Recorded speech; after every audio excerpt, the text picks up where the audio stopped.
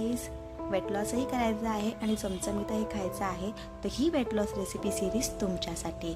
So आज आपण बनवणार आहोत मिक्स व्हेज. त्यासाठी आपल्याला काही भाज्या लागणार आहेत, त्यांना आपण बारीक चिरून घेऊयात. त्यानंतर कुकरमध्ये 1 टेबलस्पून ऑइल टाका.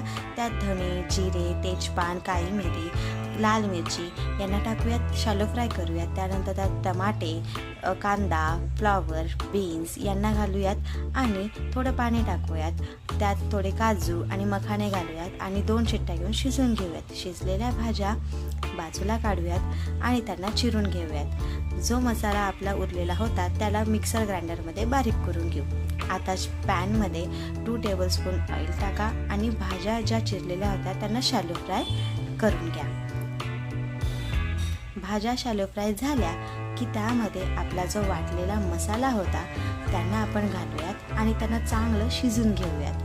शिजल्यानंतर त्यामध्ये बेसिक मसाले ॲड करा. लाल तिखट, कोरिअंडर पावडर, गरम मसाला, हळद आणि चवीपुरता मीठ घालूयात आणि उकळून घेऊयात.